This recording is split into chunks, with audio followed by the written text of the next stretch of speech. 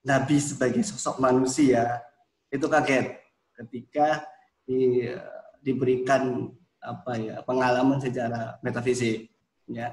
Dan itu yang saya kira.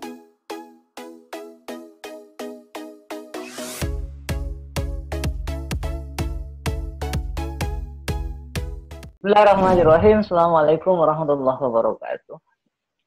Waalaikumsalam. Pertemuan kita kedua untuk melanjutkan diskusi kita yang minggu kemarin, edisi kemarin mengenai sejarah arah Islam. Pada malam ini kita akan membahas sejarah dengan versi historisnya. Artinya fokus yang kita ambil tidak hanya pada sosok Nabi Muhammad sebagai pembawa risalah, akan tetapi akan meluas pada dinamika-dinamika yang terjadi dalam kehidupan Nabi di saat atau sesudah beliau memperoleh wahyu. Banyak kalangan memulai sejarah Islam itu pada posisi penjelasan di saat Nabi lahir, siapa orang tua beliau, kemudian hal-hal apa saja yang terjadi pada Nabi ketika beliau masih kecil hingga diutus ketika beliau umur 40 tahun. Bagi saya ada perbedaan yang signifikan antara sejarah Islam dengan sejarah Nabi Muhammad sebagai seorang pribadi. Ketika berbicara sejarah Islam, maka point of view-nya akan mengarah kepada posisi di mana Nabi memperoleh wahyu. Sehingga hal-hal yang mengantarkan pada proses itu menjadi bahan pelengkap untuk menjelaskan bagaimana kesiapan Nabi untuk menerima risalah itu. Setelah beliau lahir, kemudian realitas Mekah di saat Nabi lahir, kemudian kejadian-kejadian yang memungkinkan untuk memberikan pengaruh nanti bagaimana Islam bisa berkembang di Mekah dan bagaimana perlawanan yang dilakukan oleh orang-orang Mekah terhadap agama baru. Kita akan mulai diskusi ini mungkin dari pemaparan Mas Izzuddin. Silahkan menjelaskan bagaimana perspektif terkait dengan kemunculan Islam di Mekah. Ya, terima kasih Pak Dr. Mahbub atas waktu yang diberikan. Saya pikir ketika berbicara tentang sejarah Islam di tanah Jazirah Arab, ya menarik jikalau kita memulai sejarah Islam di Mekah itu dari sejak ketika Nabi Muhammad dilahirkan, begitu ya.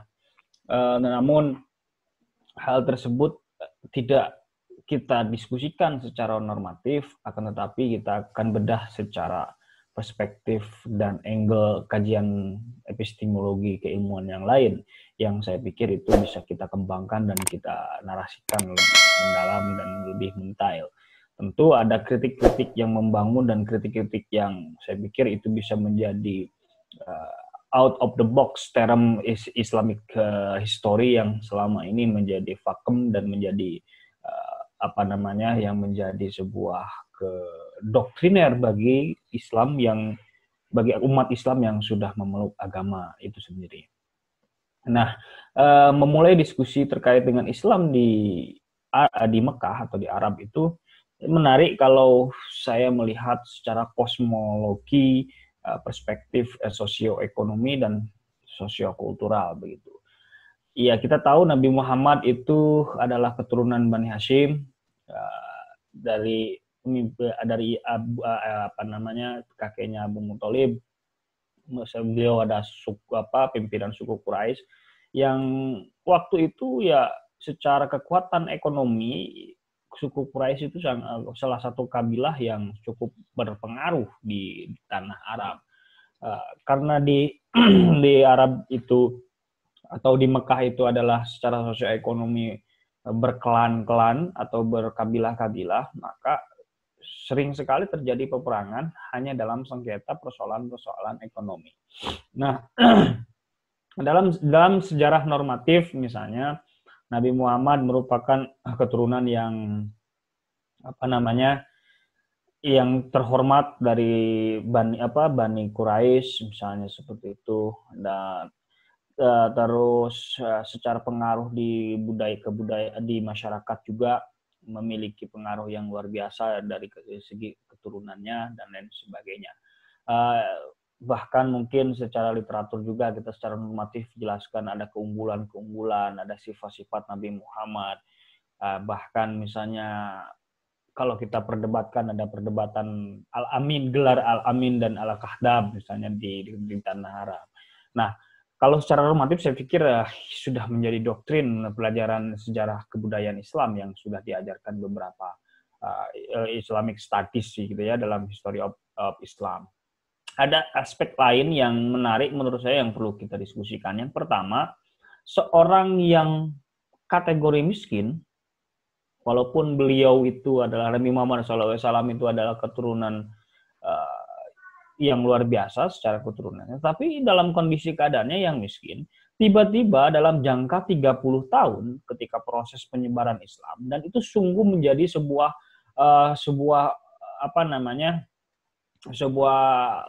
prestasi yang luar biasa bagi seorang manusia biasa dalam hal ini, mampu menguasai hampir semenanjung Arab, dan Islam tidak hanya berkembang di tanah Arab akhirnya. Itu satu yang menarik ya, dari orang yang biasa saja tetapi dia mampu membalikan keadaan. Itu yang pertama.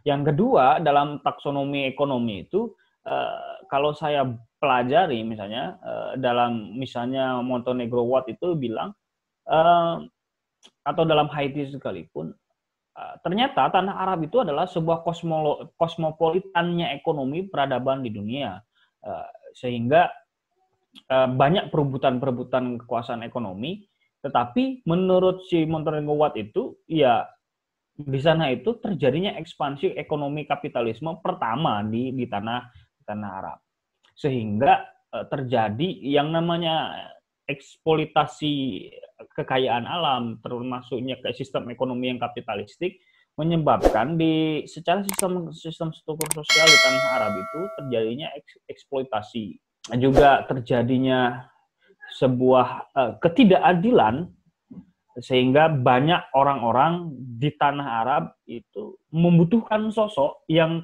pendobrak yang bisa merubah sistem yang tidak adil itu sendiri. Ternyata sistem kekuasaan yang ada di tanah Arab itu hanya dikuasai oleh orang-orang tertentu. Dan dalam tanda kutip, kebetulan yang paling kuat waktu itu adalah kaum Quraisy di tanah Arab, sehingga dia mampu melakukan ekspansi yang lebih luar biasa untuk menguasai segi itu. Nah, terjadilah dalam sebuah sistem ekonomi ini, sebuah sistem oligarki yang menyebabkan kelompok-kelompok yang tidak memiliki kekuatan secara kapital, dia tersingkirkan, bahkan dieksploitasi secara sumber daya manusianya. Ya kita tahu yang scraper gitu ya. Scraper itu apa ya? Budak ya, budak dan lain sebagainya, itu terjadi dan marak di tanah Arab. Bahkan ya kalau di zamannya jahiliyah itu ada sebuah sifat, ya salah satu sifat ya karena individualistikan, terus karena terlahirlah materialistik di masyarakat Arab waktu itu, sehingga eksploitasi besar-besaran tidak hanya sumber daya alam, juga sumber daya manusia. Terjadilah dalam sebuah term ekonominya itu terjadi sistem oligarki. Nah, itu yang kedua yang saya pikir yang perlu kita diskusikan. Yang ketiga, perkembangan Islam di Arab itu bukan kita termnya dalam aspek dogmatisme, tetapi dalam aspek yang lebih genuine yang perlu didiskusikan itu adalah ada sosok manusia biasa, tetapi dia mampu menguasai hampir setengah tanah Arab, dan bahkan dalam tanda kutip kalau kita nanti perlu diklarifikasi lagi oleh teman-teman terkait dengan proses hijrah dari Mekah ke Madinah, itu mampu menjadi sebuah epicentrum dunia dalam hal kekuasaan ekonomi, kekuasaan politik. Tentu yang menjadi poin pentingnya adalah kekuasaan dalam dogmatisme agama. Dalam kekuasaan politik misalnya, bagaimana sosok Nabi Muhammad, orang yang biasa saja, lalu tiba-tiba dia muncul menjadi mampu menjadi sosok yang menjadi penengah di antara konflik-konflik yang terjadi di kabilah. Itu yang pertama. Yang kedua itu dalam aspek ekonomi. Yang dulunya barbar dalam sistem tanda kutip ya, karena sistem kapitalistik dan oligarkis itu, tetapi tiba-tiba oleh Muhammad mampu membuat sebuah sistem yang baru sehingga masyarakat merasa iba dan mau mengikuti apa yang diperintahkan oleh Nabi Muhammad, bahkan convert to Islam aja dengan sangat mudah begitu. Sehingga hanya dengan mengucapkan 2 kalimat syahadat tanpa harus membayar dengan dana yang luar biasa, dia sudah terbebas dari kungkungan eksploitasi yang dilakukan oleh kabilah-kabilah yang menguasai ekonomi di tanah Arab. Yang ketiga ya tentu dalam aspek agama. Dengan sangat mudah sekali Islam ini berkembang dengan luar biasa begitu hebatnya sehingga mampu menguasai hampir setengah semenanjung Arab karena kekuatan Nabi Muhammad ini sebagai sebuah individu yang disebut sebagai manusia biasa, terlepas dari beliau mendapatkan wahyu menjadi pemimpin atau menjadi guidance advisor orang-orang di Mekah. Nah, 3 aspek inilah yang saya pikir perlu kita telah kembali terkait dengan perkembangan Islam di tanah Arab.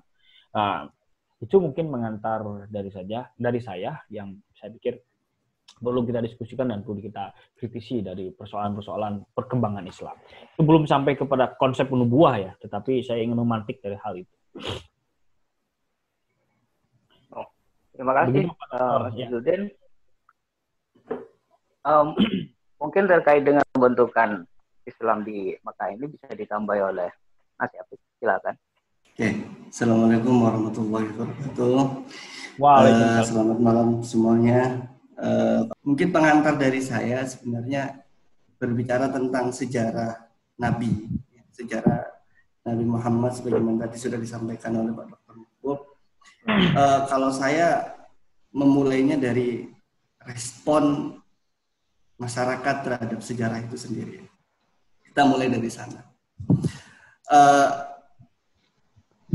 Kalau kita merujuk ke dalam beberapa respon ya ke kesejarahan Nabi, masyarakat umumnya atau akademisi secara umumnya lebih tertarik secara dogmatis, sebagaimana yang sudah kita pelajari ya dari kecil. Kita berbicara tentang sejarah Nabi, ya Nabi lahir di era perang Raja Abraha, perang Gajah, kemudian menjadi Nabi pada umur 40 tahun, kemudian hijrah dan lain sebagainya.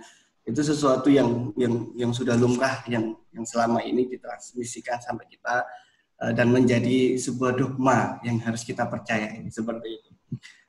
Akan tetapi di sisi lain, di beberapa kalangan akademisi, hal-hal seperti ini seringkali diperdebatkan. Apalagi khususnya oleh orang-orang outsider ya. Kalau kita berbicara insider dan outsider, mungkin kita termasuk saya pribadi ya, karena dari kecil kita berbicara tentang sejarah Nabi itu adalah perspektifnya adalah insider, maka ya harus kita percayai. Misalkan Nabi menjadi Nabi umur 40 tahun, kemudian Islam turun di masyarakat jahiliyah, kebodohan dan lain sebagainya. Hal itu sudah menjadi dogma yang mungkin kita pelajari. Akan tapi di sisi lain, di teman-teman outsider kita, teman-teman orientalis berpikiran sebaliknya, bahwa apa yang didogmakan selama ini itu harus direfleksikan, harus ditelaah ulang. Itu mungkin ada beberapa tokoh yang familiar yang kita dengar ya, ada misalkan Theodor Noldek, ada Andrew Rippin kalau kajiannya tentang Quran, ada Patricia Krohn, Michael Cook dan lain sebagainya. Orang-orang itu menjadi bagian yang kalau dalam bahasanya beberapa kalangan itu adalah sebagai revisionis. Jadi orang-orang yang merevisi dogma tadi yang sudah kita imani tadi, bahwa Islam agama mulai dari Nabi dan lain sebagainya. Tetapi kita mulai dari sana sehingga ada diskusi kita ini ada nuansa bahwa tidak satu arah, bahwa apa yang kita diskusikan ini ternyata ada banyak variannya. Ada yang bervarian tadi ya dogmatis, ya mungkin bagian dari saya dan keluarga-keluarga kita, ada yang bagian dari kritikal ya, atau kritik dan lain sebagainya, itu bagian dari teman-teman outsider. Itu mungkin ya. Akan tetapi saya akan memulai, kalau tadi Pak Izzuddin berbicara tentang masa-masa awal, saya lebih ingin cenderung mengomentari atau merefleksikan sejarah masa Nabi, berbicara tentang masa pewahyuan.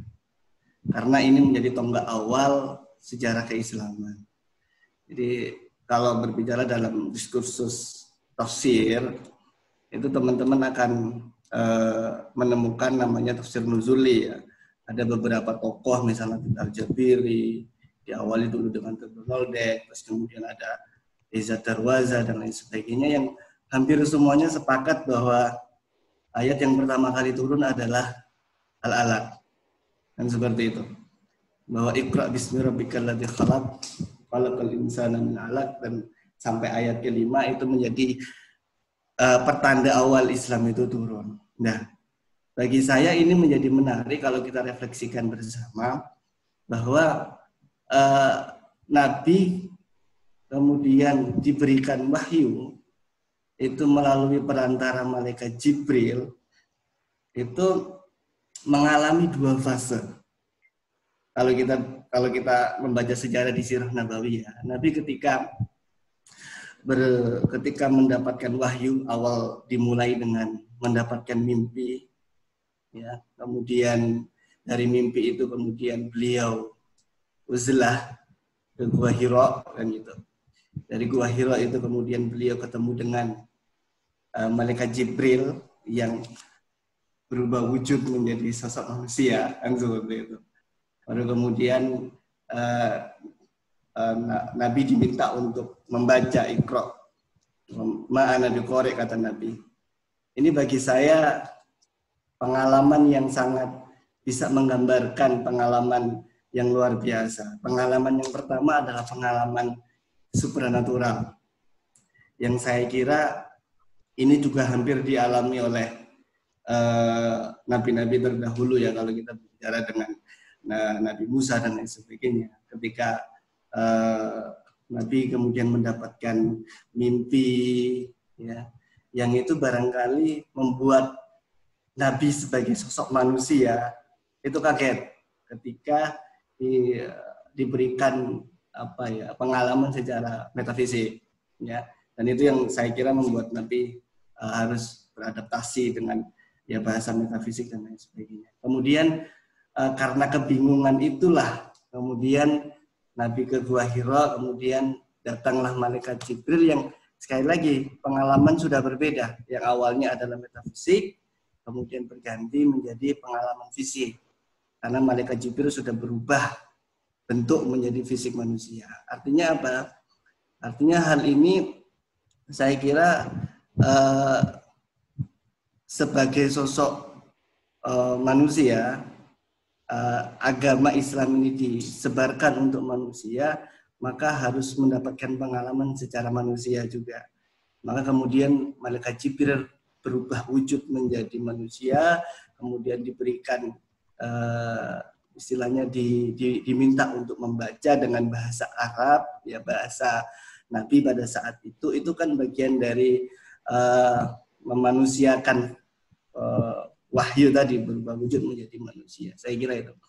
Kemudian setelah mendapatkan wahyu itu, kemudian Nabi Muhammad pulang, kemudian apa respon, kemudian cerita kepada Siti Khadijah.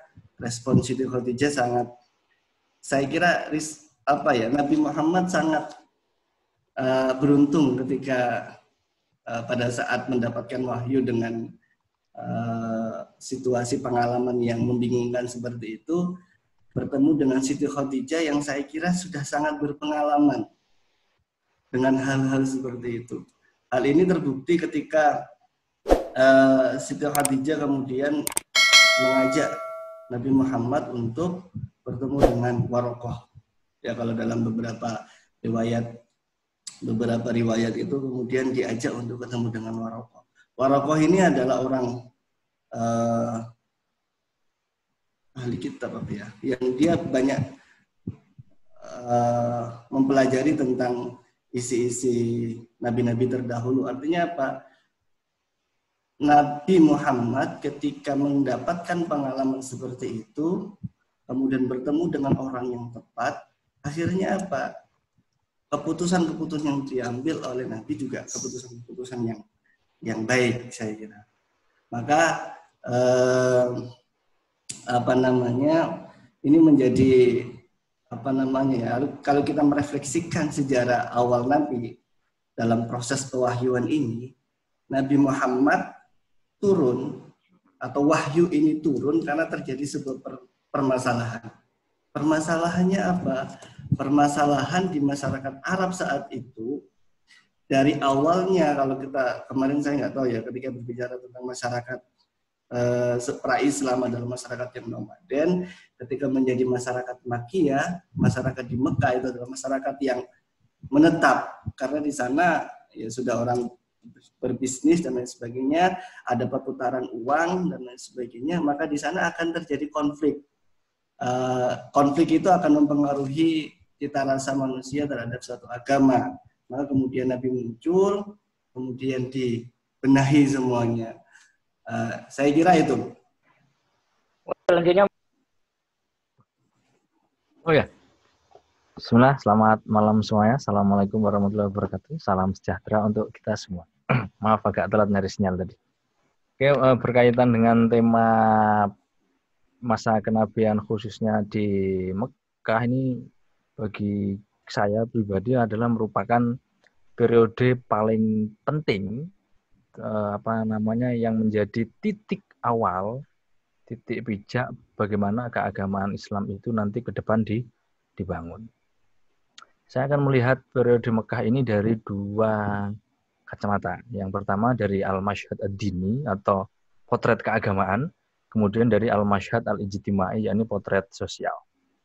Nah, berkaitan dengan potret keagamaan, kalau kita jeli melihat bagaimana wahyu yang diturunkan di Mekah itu merupakan ayat-ayat yang berbicara atau mengajarkan tentang ajaran inti keagamaan. Nah, ajaran inti keagamaan ini yang nanti ke depannya itu yang akan memantik berbagai macam ragam disiplin keilmuan Islam.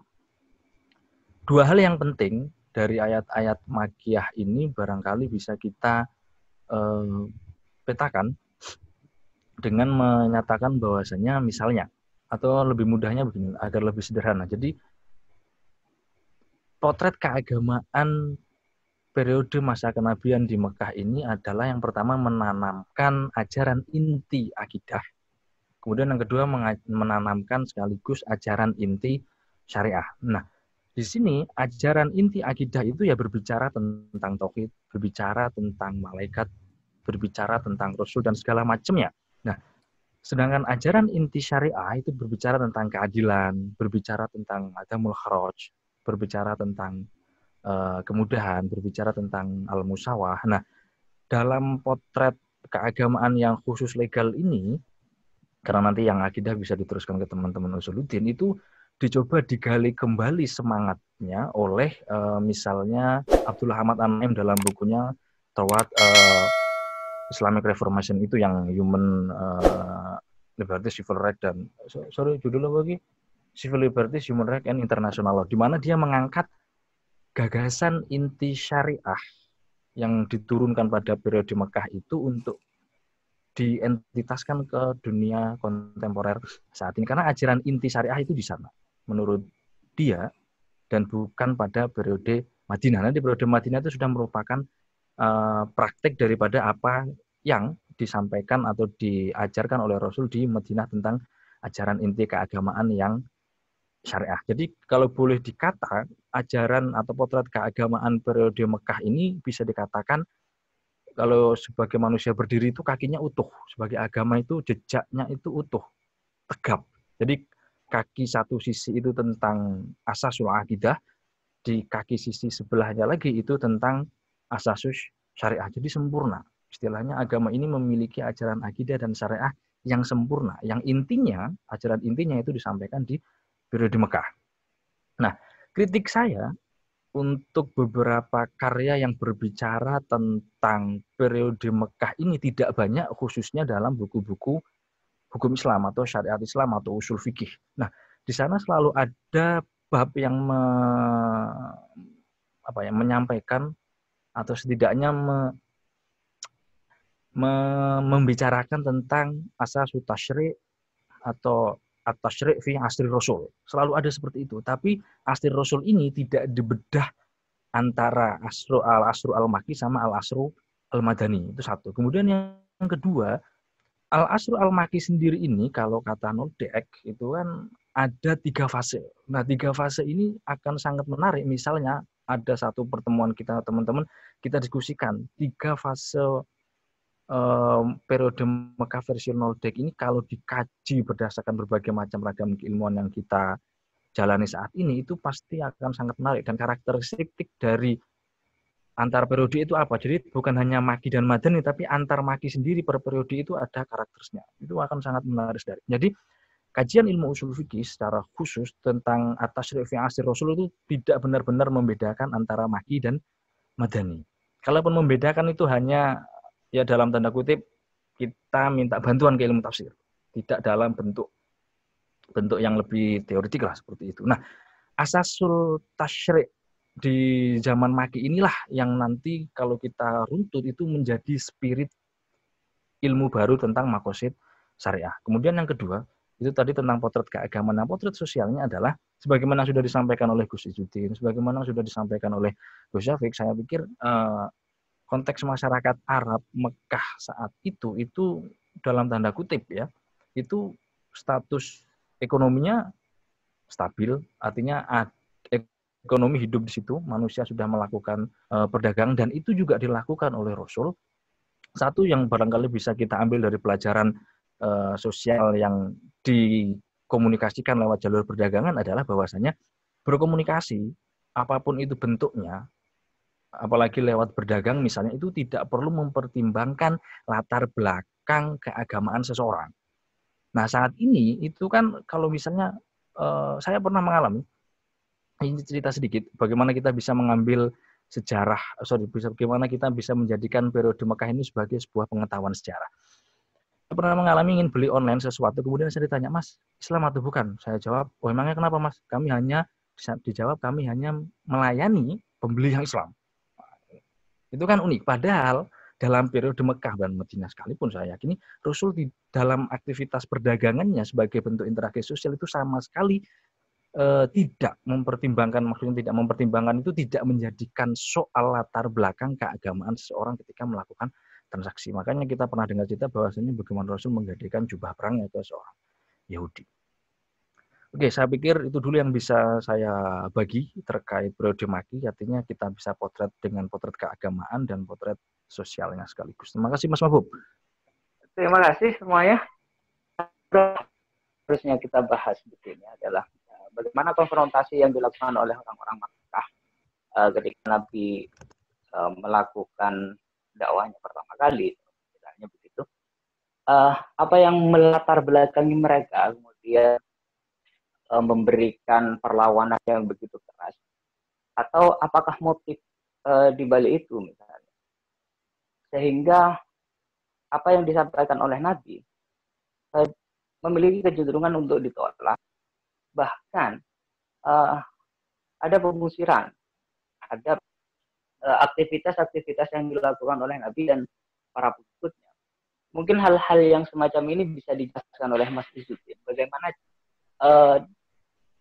hal-hal yang kemudian berdampak pada peristiwa itu.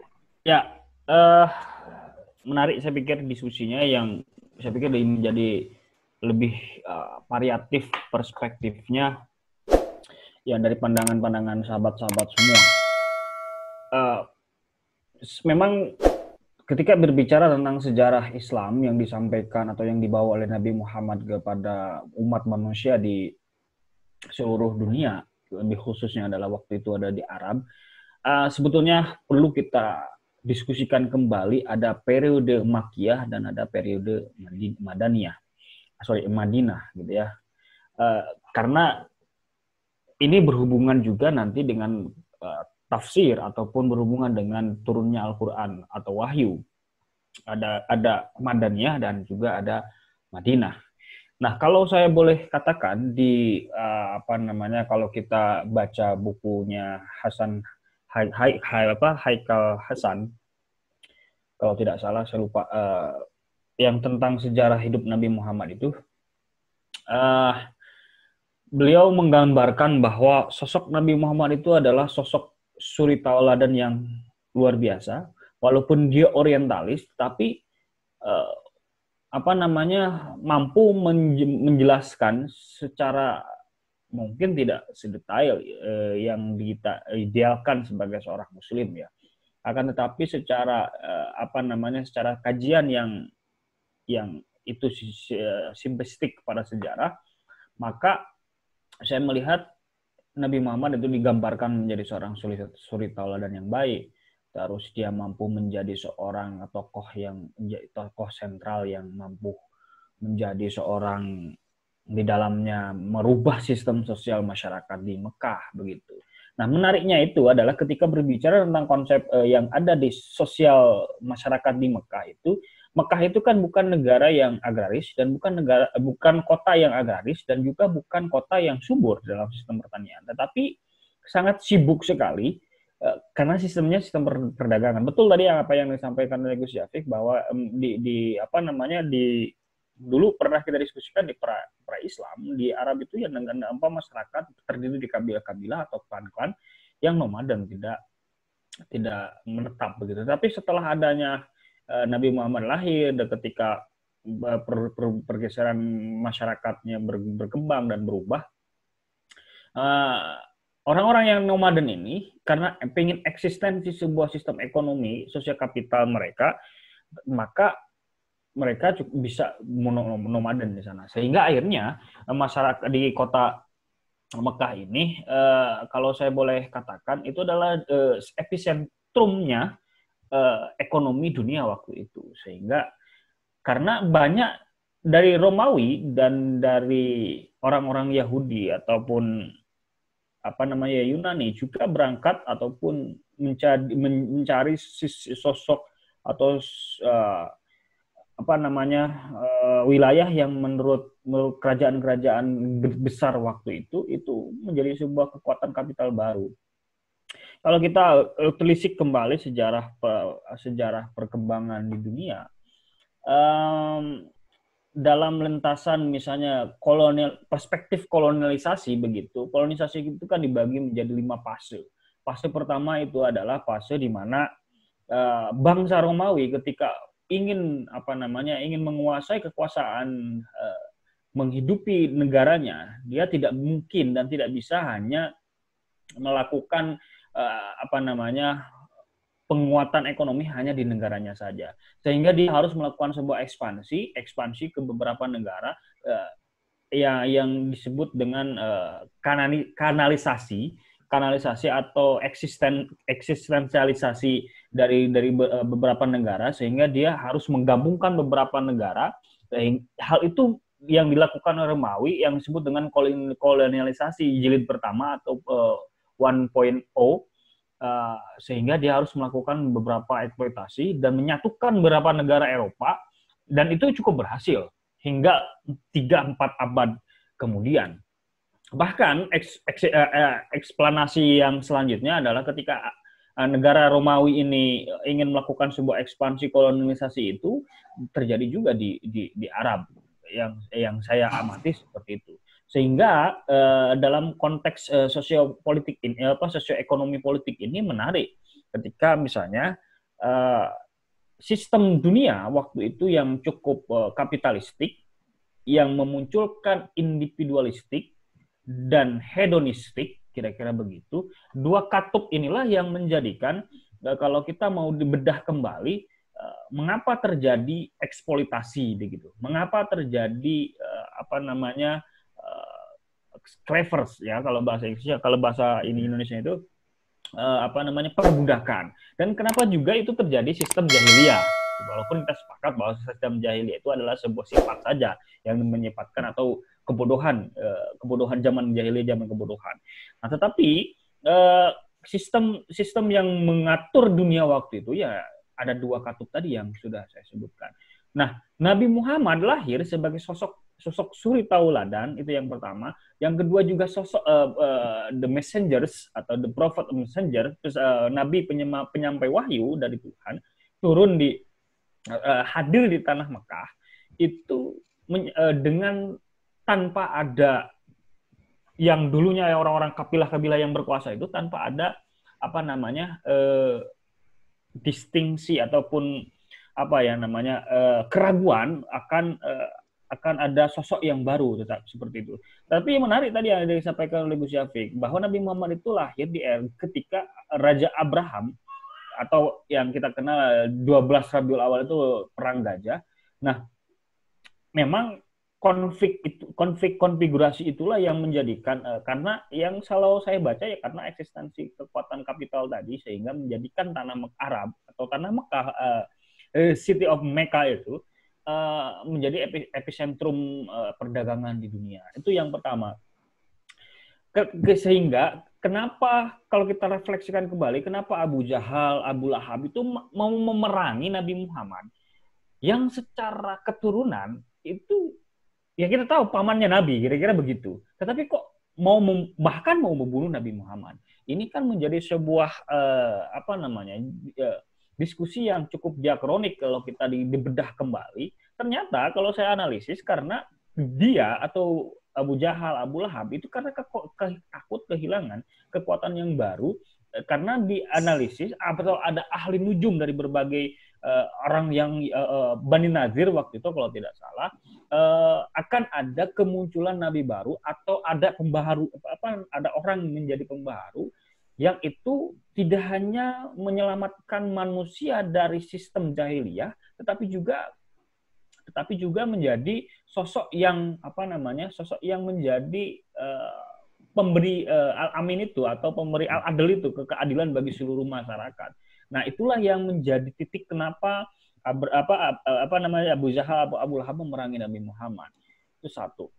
Selanjutnya, dalam perkembangannya itu di era Mekah begitu ya, dalam sosioekonomi politik seperti itu. Tetapi ya kita tahu bahwa Mekah itu, ataupun kejadian yang maha dahsyat itu ketika peletakan Hajar Aswad itu ya, atau batu hitam itu salah satu entry point yang bisa kita ambil hikmahnya atau ambil ibrohnya, bahwa Nabi Muhammad sudah menunjukkan bahwa dia itu akan menjadi pembaharu. Tetapi karena diserang, terus dimusuhi, bahkan mau dibunuh oleh kaum Quraisy itu yang dipimpin oleh Abu Jahal dan Abu Lahab, sehingga beliau harus, walaupun itu juga ada, mohon dikonfirmasi oleh ahli tafsir, bahwa itu juga ada mendapatkan wahyu pertama di Gua Hiro begitu, yang dalam Al-Alaq itu, dalam surat Al-Alaq itu,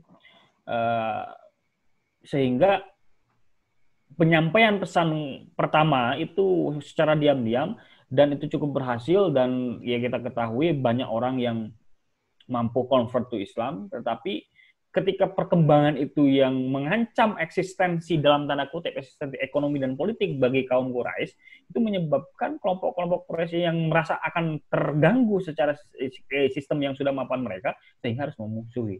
Nah, cerdiknya kalau kita bedah lagi gitu ya, cerdiknya Nabi Muhammad itu terlepas dari ada intervensi dari Tuhan atau sebagai wahyu yang diturunkan oleh Tuhan kepada Jibril untuk Muhammad dan untuk seluruh manusia, tetapi cerdiknya itu dia harus melakukan hijrah gitu ya, hijrah ke Taif.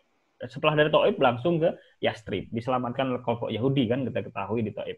Langsung ke Yastrib. Nah, yang menjadi titik sentral perbedaan antara setting sosial dan ekonomi di Mekah dengan Madinah ini yang cukup menarik yang saya pikir. Karena yang kita ketahui, perkembangan Islam pertama kali yang bisa mampu menjadi apa namanya rahmatan lil alamin itu bukan di Mekah kalau kita mau kita kritik gitu ya. Tetapi justru perkembangan Islam berkembang itu ya di Madinah.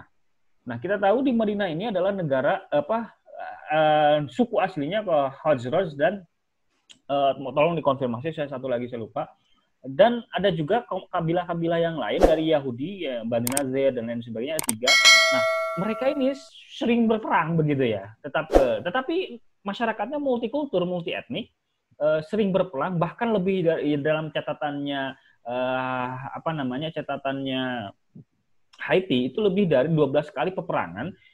Kadang Islam memenangkan juga, kadang orang Yahudi juga memenangkan.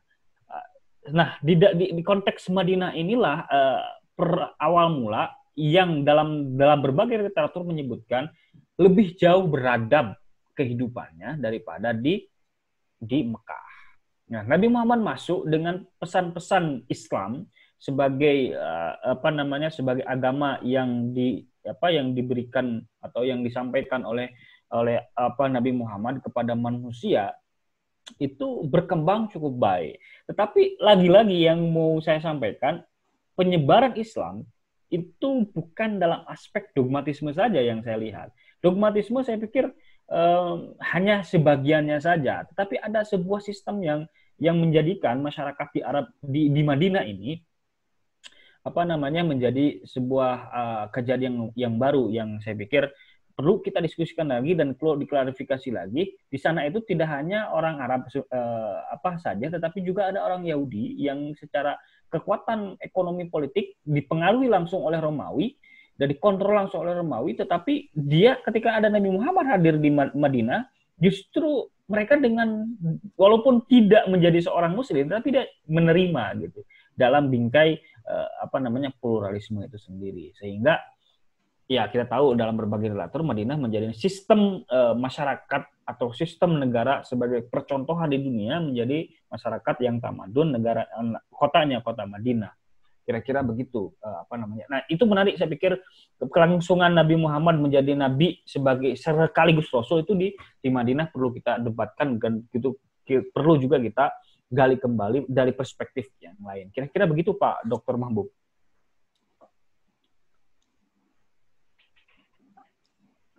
Ada mungkin kejadian yang menarik yang bisa diungkap oleh Gus Dery mungkin. Bagaimana pendudukan masyarakat Mekah sebelum Nabi diutus. Ketika Nabi lahir, saya kira Nabi lahir dalam kondisi masyarakat yang stabil secara ekonomi. Kemudian beliau diutus ketika umur 40 tahun.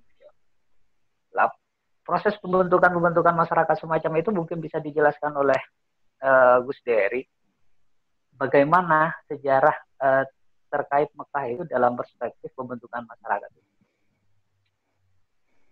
Gus Dery, silakan Gus Dery. Ya, terima kasih. Dalam pembentukannya mungkin saya tidak terlalu banyak ini yang bisa nanti ditambahi oleh teman-teman sekalian. Bagaimana sebuah pembentukan pemerintahannya mungkin ya. Yang saya ingin kritiki sebenarnya bukan dari pembentukan pemerintahannya, namun lebih kepada ada hal yang menarik, mengapa Arab ataupun lari ke Mekah. Mekah itu menjadi sebuah pusat, bukan pusat pemerintahan, tapi menjadi pusat kota yang terpenting di Arab sendiri. Tidak, ketika saya membaca satu buah artikel bahwasanya Mekah ini tidak pernah dijadikan sebuah ibu kota, namun dia menjadi kota yang terpenting di Arab sendiri. Seperti halnya kalau kita mengaca bahwasanya di Indonesia, kita tarik ke Indonesia, untuk sebuah pusat pemerintahan ataupun sebuah pusat perkembangan, itu ada di ibu kota, seperti di Jakarta sendiri. Nah, mungkin saya ingin lebih pada pertanyaan sebenarnya ya, kenapa kok kota Mekah sendiri lebih dipilih untuk menjadikan pusat kota yang terpenting di Arab sendiri, dan di sana juga bisa berkembang dengan pesatnya, dan sampai hari ini pun Mekah menjadi kota yang tujuan segala umat Islam mungkin ya. dari umat Islam itu Mekah menjadi sebuah pusatnya, tidak dengan kota-kota Arab lainnya gitu loh. Jadi itu sebuah hal yang menarik menurut saya. Lalu yang kemudian mungkin kota kedua yang untuk minggu depan dilanjutkan itu seperti kota Madinah itu juga setelah dari Mekahnya itu menjadi kota yang kedua yang menarik lagi gitu loh.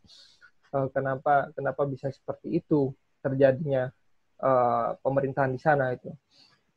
Mungkin itu kalau dari saya sih Mas, terkait dengan pemerintahannya gitu. Kenapa memang Mekah bisa menjadi pusat perhatian ataupun pusat perkembangan di sana gitu loh. Itu mungkin kalau saya menanggapi.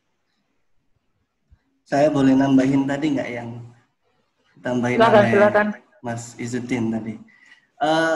Tadi pertanyaan Pak Mahbub, Mas Mahbub ya sangat yang terkait dengan kenapa pada saat itu Nabi Muhammad kemudian ada penolakan oleh orang-orang Quraisy pada saat itu sampai pada titik tertentu beliau sampai diusir, istilahnya seperti kasarannya kan. Sebenarnya hal ini bukan hal yang baru kalau kita merujuk dalam beberapa literatur ya, apalagi literatur hadis gitu kan. Sempat Aisyah kan kemudian menceritakan kelanjutan dari cerita tadi ketika kemudian Khadijah kemudian membawa Nabi kepada Warokoh, yang Warokoh tadi kemudian bercerita, beliau kan ahli nabi-nabi gitu kan. Dia bercerita bahwa konsekuensi dari penerimaan wahyu yang terjadi sebagai pengalaman Nabi, konsekuensinya adalah akan terjadi penolakan-penolakan sebagaimana nabi-nabi terdahulu, sebagaimana Nabi Musa, sebagaimana Nabi Isa, dan lain sebagainya. Ini adalah bagian dari konsekuensi kalau menurut Warokoh ya pada saat itu ketika diminta untuk menanggapi pengalaman yang dialami oleh Nabi. Ini bisa teman-teman dapati di riwayatnya Aisyah di Sahih Bukhari kan. Di dalam itu dia menceritakan hal yang seperti itu bahwa apa yang dialami oleh Nabi mulai dari pewahyuan tadi, pengalaman mistis dan pengalaman fisik tadi itu merupakan proses pewahyuan, proses penabian. Dan konsekuensi dari itu menurut Warokoh adalah akan terjadi tadi penolakan dan benar pada saat itu ketika Nabi mendapatkan informasi dari Warokoh, Nabi kemudian membuat strategi kan, ketika Nabi kemudian pada awalnya berdakwah secara diam-diam, itu bagian dari strategi Nabi ketika mendapatkan informasi dari Warokoh, ketika pasti akan terjadi penolakan. Dan ini tidak hanya terjadi pada masa Nabi, nabi-nabi sebelumnya juga seperti itu. Saya kira kalau kita melacak dari sumber-sumber hadis atau riwayat akan ketemu dengan hal seperti itu. Jadi wajar saja ketika Nabi kemudian terjadi penolakan pada saat itu, karena memang sejarahnya ya seperti itu. Saya kira itu informasi dari saya. Mungkin masih pikiran menambahi dan sekaligus Gus Dery tadi. Oke, saya akan mencoba menanggapi beberapa statement sekaligus pertanyaan teman-teman. Mungkin dari Mas Dery dulu, kenapa Mekah yang dipilih menjadi wilayah pertama risalah kenabian itu turun, sekaligus mengapa terjadi perdagangan di sana begitu ramai. Itu bisa dijelaskan misalnya dengan menggunakan kajian sejarah sosioantropologi agama misalnya, karena di sana ada Mekah. Jadi pemilihan wilayah Islam hadir pertama dengan menjadikan Mekah sebagai lajang dakwah perdananya adalah berdasarkan latar belakang kesejarahan sosioantropologi. Jadi itu bisa dijelaskan secara ilmiah, karena Nabi Ibrahim apa segala macam tadi sudah dijelaskan oleh Gus Syafiq. Barangkali saya hanya menanggapi teorinya saja. Kemudian berkaitan dengan yang disampaikan oleh Mas Izzuddin tentang Madinah dan Makkah, itu sebenarnya barangkali bisa kita sederhanakan begini. Kalau Arab, khususnya Mekah, itu dibandingkan dengan Romawi dan Yunani itu dengan menggunakan bahasa sekarang itu negara maju. Nah, Mekah itu negara berkembang. Kayak Indonesia saat ini. Nah, ketika Mekah dibandingkan dengan Madinah, di mana seperti saya sampaikan tadi, Mekah adalah proses inti ajaran agama dan Madinah adalah praktiknya, maka Mekah masih negara berkembang dan Madinah negara maju. Nah, berkaitan dengan budaya legal misalnya dari apa yang bisa kita sampaikan itu, kita bisa mengambil pelajaran dari Nabi ketika berkaitan bagaimana Nabi mempraktekkan hukum ajaran inti agama seperti menutup aurat misalnya. Itu tidak lantas mempromosikan baju Islam, tidak, tapi tetap menggunakan baju adat Arab saat itu. Ketika bagaimana Nabi bertutur sapa, berinteraksi, itu tetap menggunakan budaya-budaya Arab. Artinya apa? Budaya Mekah saat itu memiliki peran penting bagaimana budaya legal hukum Islam itu nanti dibentuk. Artinya apa? Ketika Nabi itu mempraktikkan ajaran inti keagamaan universal, itu bisa dipraktikkan dengan ajaran yang praktisinya itu tidak tunggal. Artinya apa? Kalau kita kontekskan saat ini ke konteks Indonesia, itu kita bisa menyimpulkan bahwasanya kita juga berhak melakukan atau mempraktikkan ajaran inti keagamaan berdasarkan budaya kita di Nusantara, belajar dari periode Mekah. Seperti itu, Mas Dr. Mahbub.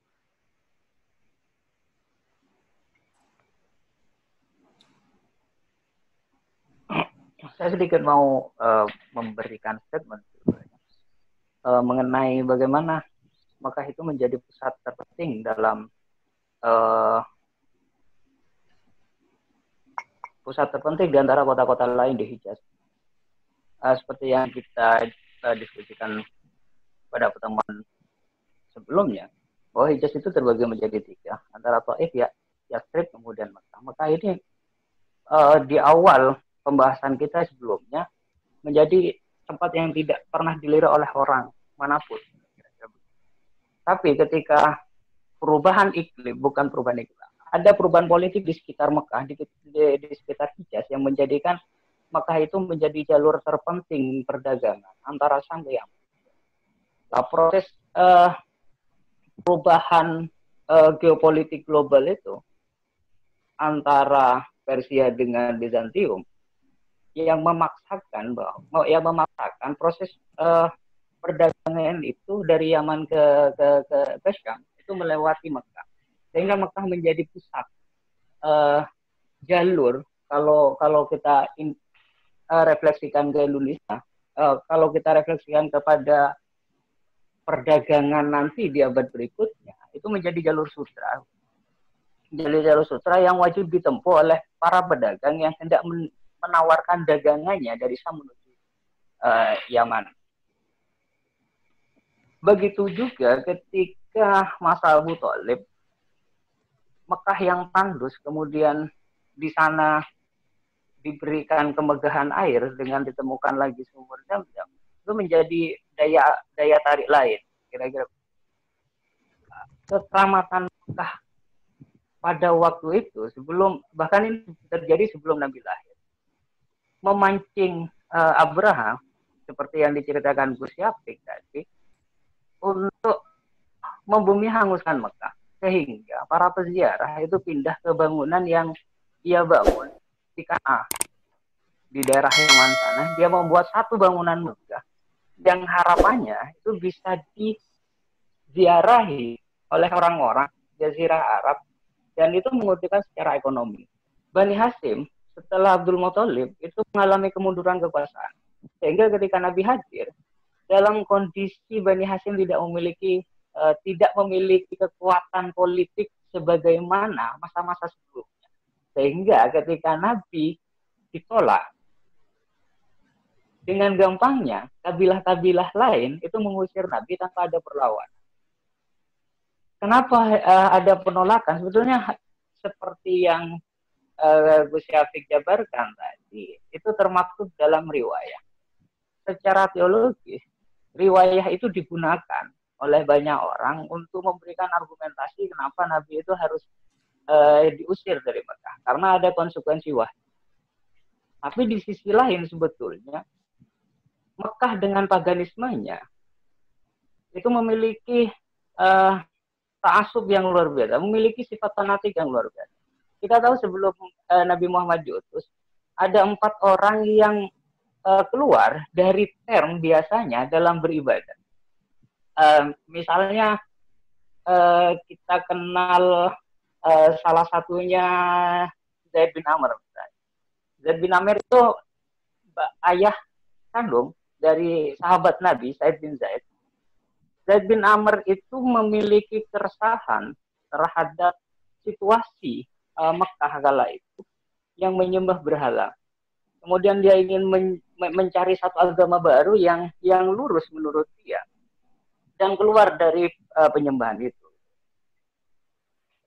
Yang terjadi adalah Zaid diusir dari Mekah karena dianggap mengganggu agama nenek moyang mereka, agama kakek-kakek buyut mereka yang telah lama bertahan. Yang paling pengusiran itu kita tahu dalam baca literatur sejarah itu Al-Khattab. Al-Khattab itu ayahnya Umar bin Al-Khattab. Dia orang yang paling setia terhadap penyembahan berhala sehingga menginisiasi para penyembah berhala yang fanatik lainnya untuk mengusir Zaid bin Amr. Ketika Nabi turun dengan agama yang baru, sama sekali baru di lingkungan Mekah, hal yang sama pun akan terjadi. Misalnya kebencian Abu Jahal, kemudian kebencian Abu Sufyan, edisi Mekah, itu terjadi untuk mempertahankan paganisme.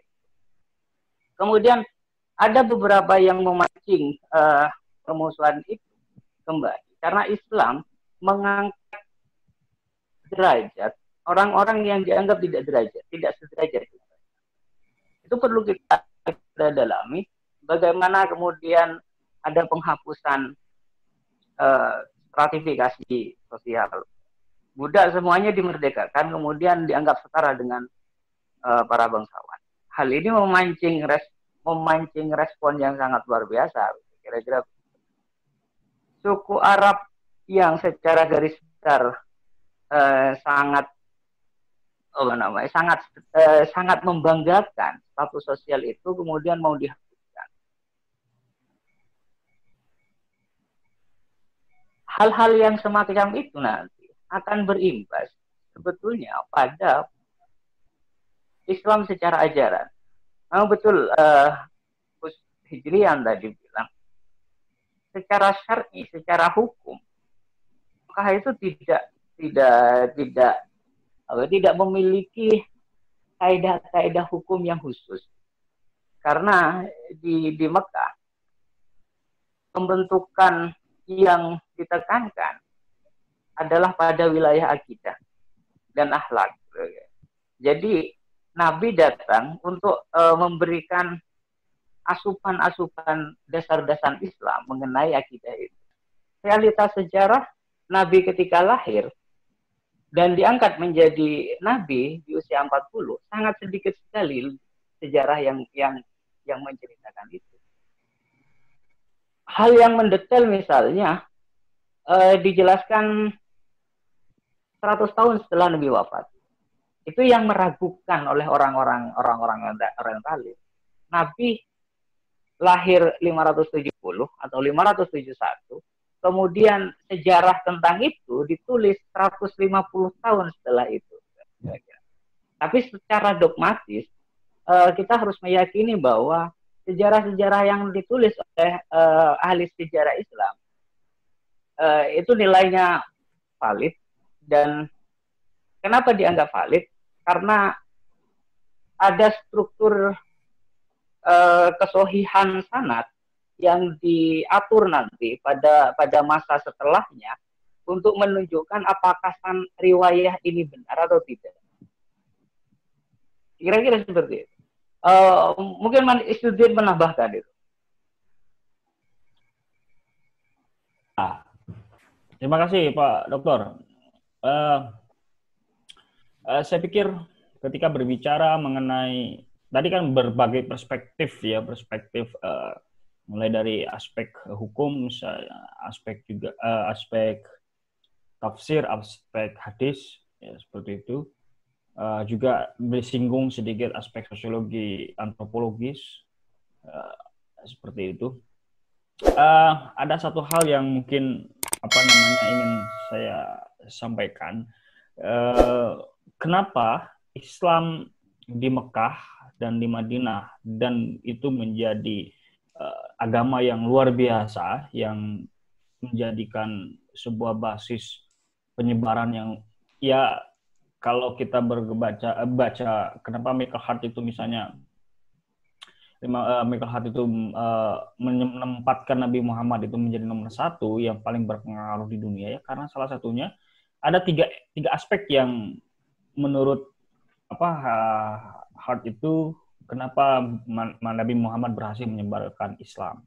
Salah satunya adalah satu, dia itu mengajarkan persamaan, yang kedua mengajarkan keadilan, yang ketiga itu mengajarkan morality atau akhlak dalam hal ini. Maka hal ini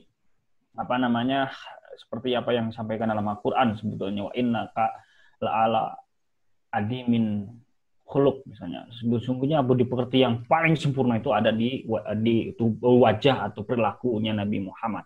Nah, itulah yang menjadikan kenapa Nabi Muhammad itu menjadi seorang nabi yang sehingga ajarannya itu menjadi rahmatan lil alamin, karena salah satunya akhlak yang didahulukan atau moralitas yang menjadi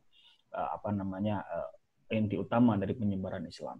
Oleh karena itu, pada kesempatan ini ada 3 hal yang ingin saya simpulkan dari diskusi menarik pada malam ini. Yang pertama adalah dalam aspek teologis, kita sudah sepakat bahwa itu sebagai sebuah dogmatisme dan kita tidak akan mendiskusikan lebih mendalam tentang hal itu, karena hal itu menjadi sebuah hal pakem bagi seorang muslim ketika dia convert to Islam, misalnya seperti itu, memeluk agama Islam, meyakini Islam sebagai ad-dinul Islam. Inna dina indallah Islam. Sesungguhnya tidak ada lagi agama yang benar-benar kecuali agama Islam. Itu sebuah doktrinal yang tidak bisa diutak-atik. Yang kedua, Islam dipandang secara sosial antropologis itu sebagai sebuah hikayat-hikayat yang luas maknanya, tidak bisa hanya diinterpretasikan hanya satu perspektif saja, melihat dari aspek hadis, aspek tafsir, aspek penurunan wahyu dan lain sebagainya, tetapi secara genuine itu bisa dilihat dari multiple aspek yang itu bisa kita diskusikan dan kita perdebatkan mengapa Islam itu menjadi the greatness of religion in the world, misalnya seperti itu. Itu yang kedua. Yang ketiga dilihat dari aspek sosial, politik, and economic. Nah, ini saya mengambil istilah atau diskursusnya dari pandangan paradigma Marxis terkait dengan ternyata Nabi Muhammad itu menyebarkan Islam itu tidak dengan paksaan, yang kedua dengan secara mudah orang-orang di luar kabilah-kabilah yang ada di Arab sangat mudah menerima apa yang diajarkan Nabi Muhammad. Ternyata mereka dengan legowo menerima Islam sebagai agama itu. Kalau saya analisis, Muhammad mengajarkan masyarakat tanpa kelas, atau ya tidak ada lagi, kalau kita ingin terbebas dari sistem perbudakan misalnya, tidak perlu membayar demikian banyak, cukup dengan membacakan 2 kalimat syahadat mereka sangat dengan mudah bisa terbebas dari kungkungan eksploitasi, hegemoni, bahkan mungkin oligarki yang ada di Mekah maupun di Madinah. Dengan dua distingsi kekuatan kerajaan yang besar waktu itu, ya Romawi dan Yunani secara epicentrum epistemologinya. Nah, di sanalah dalam bingkai epistemologi pengetahuan yang menurut saya itu menjadi menarik sebetulnya. Islam ketika hadir dan ada disebarkan oleh Nabi Muhammad menjadi sebuah renaissance yang baru, abad pencerahan yang baru, yang itu menjadi diskursus yang tidak akan berhenti sampai titik dari aspek apapun. Oleh karena itu saya pikir sampai hari ini sirah nabawiyah Nabi Muhammad, mulai dari diangkatnya Nabi menjadi Rasul dan menjadikan sebagai the greatness of power seorang manusia di dunia ini, tidak akan ada habisnya dari berbagai perspektif. Mungkin begitu yang bisa saya sampaikan. Terima kasih teman-teman, sahabat-sahabat semuanya. Semoga diskusi ini menjadikan berbobot lagi, dan tentu kita harus membaca literatur yang terbaru, yang genuine, yang sebetulnya bisa kita gali kembali.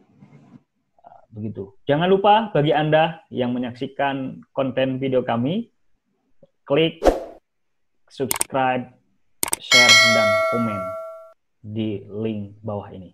Terima kasih. Assalamualaikum warahmatullahi wabarakatuh.